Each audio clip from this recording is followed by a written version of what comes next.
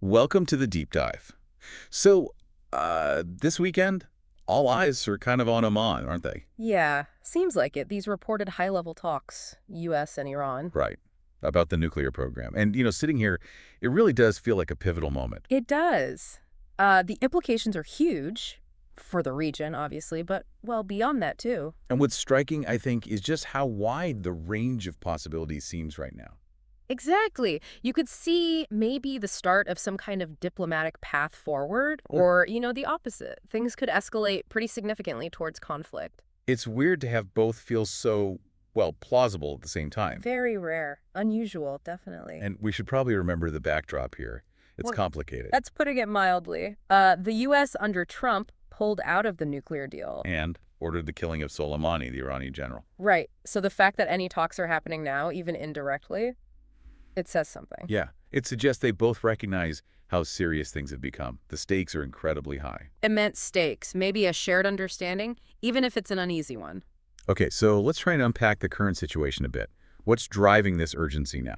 Well, a big piece is how close Iran is reportedly getting to having a nuclear weapon capability. Right, that near weapons-grade uranium stockpile. It's grown a lot, which means their breakout time, how fast they could make enough material for a bomb, is much shorter. And that's setting off alarm bells everywhere, basically. Understandably, it's a major, major factor pushing these talks. Then you've got Israel.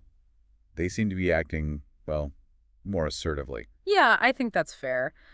They've had some recent military successes, they feel, against Iranian proxies. And those reported strikes inside Iran, too. Exactly. It shows they have the capability, or at least they believe they do, to act directly. It probably increases their confidence. But does it solve the underlying problem, long term? That's the million-dollar question, isn't it? It's a volatile region, and these actions have consequences, intended or not. And the U.S. has been making moves, too. Those strikes in Yemen against the Houthis. Seen widely as a message to Iran, right? The Houthis being an Iranian proxy. So a signal about destabilizing actions. And then deploying stealth bombers to Diego Garcia, that's not exactly subtle. No, it's projecting power, showing capability, making clear the U.S. views this seriously. Very seriously. Tangible demonstrations of military reach. But then, kind of contradicting that, or maybe complicating it, are these reports about Trump. Right, the idea that he might actually be serious about getting a deal this time. That supposed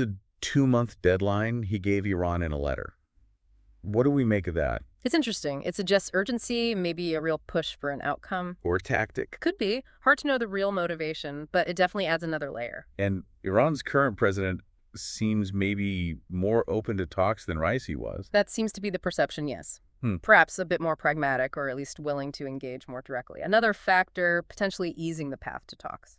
It really captures that feeling Elon Goldenberg described, doesn't it? That possibility for both extremes. Yeah, that quote, "I don't remember a time when the possibility for both a deal and for war has been as high as it is right now." That really sums it up. We're on a knife edge. Absolutely. Decisions made now, or even decisions not made, could send things down very different paths. Irreversible paths, maybe? So these talks themselves, it's pretty remarkable they're happening at all, given that history. Trump pulling out of the deal, the Soleimani strike. It's a huge hurdle. The mistrust is profound. For Iran to engage, even indirectly, with the administration that did those things, What does it tell us?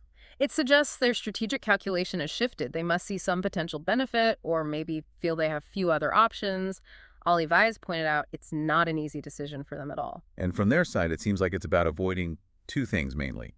Military action Right. The threat is constant, whether from the U.S. or Israel. and the pain of those U.S. sanctions, the economic pressure. Definitely. The economy is struggling badly under sanctions, so diplomacy, even difficult diplomacy like this, might look like the least bad option, a potential way out of that pressure cooker. And even the format is a point of contention, isn't it? Yeah. Indirect via Oman versus direct talks. Yeah, the U.S. pushing for direct, Iran seemingly preferring indirect for now. Does it matter that much? Or is it just optics? It matters. Symbolically, direct talks are a bigger step, maybe harder politically for Iran right now. Practically, indirect can be slower, more complicated.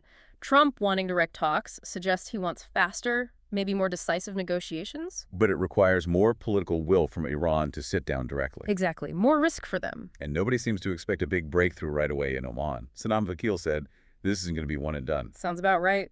These things are complex, deeply entrenched issues, lots of competing interests. A quick fix is highly unlikely. So this first meeting is more like testing the waters. Probably. Feeling each other out. Trying to understand red lines.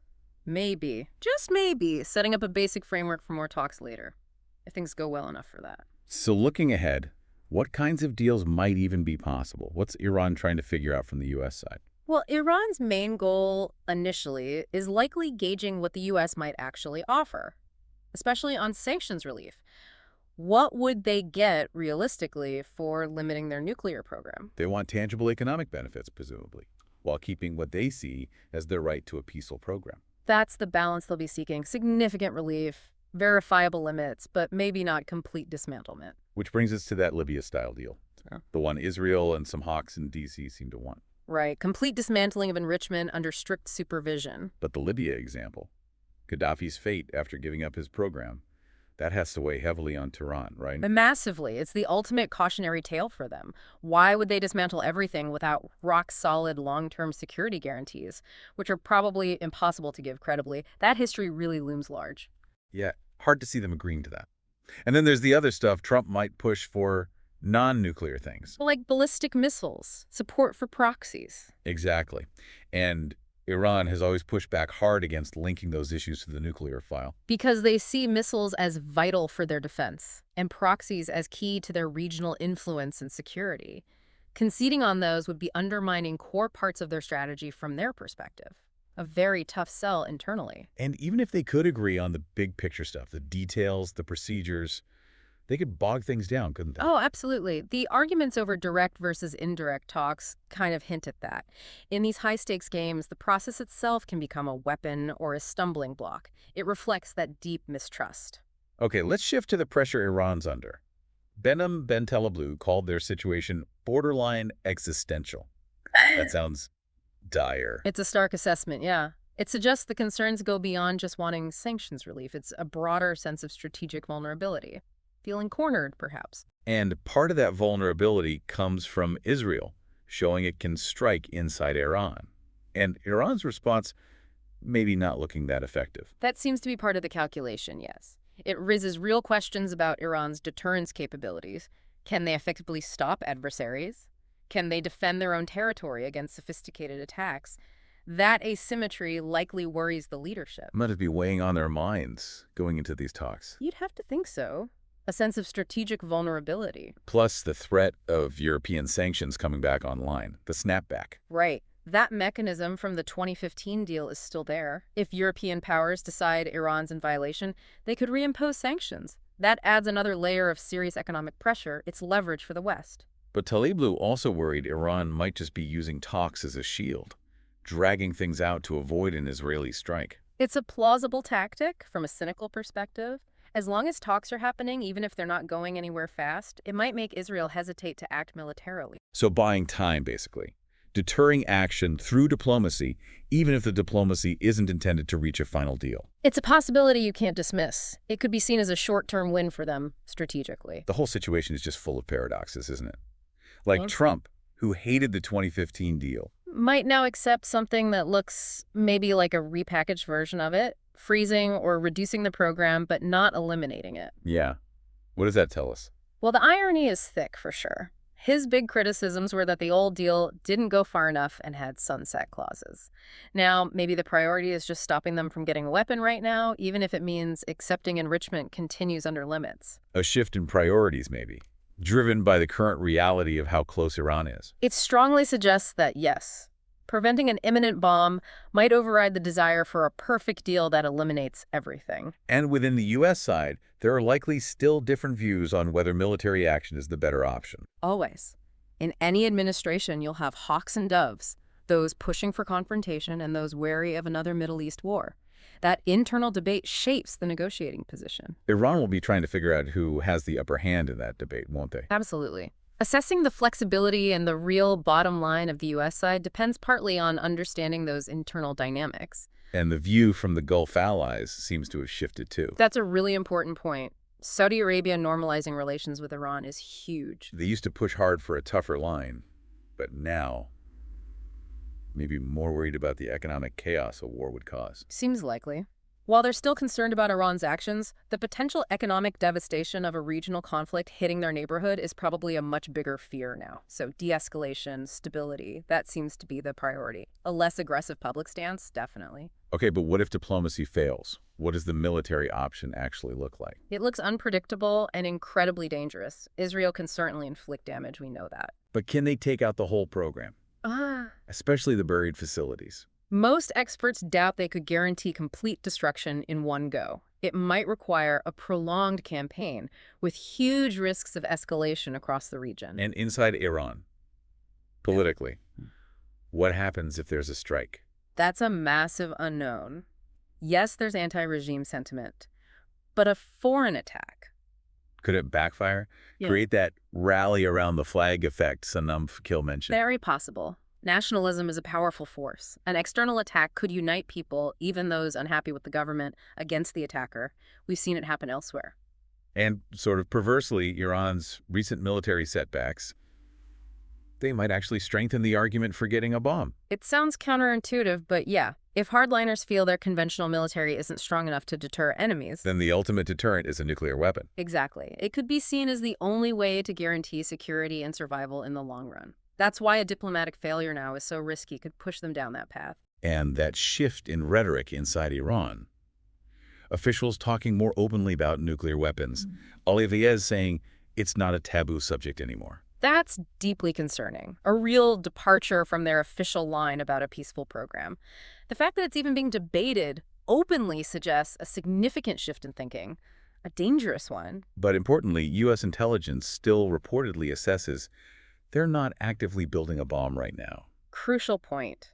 The decision to weaponize hasn't been made, according to public assessments. There's still a window. But the capability is increasing, the rhetoric is shifting. That window might be closing. Which is why these talks are so critical. The threshold for making that decision might be getting lower.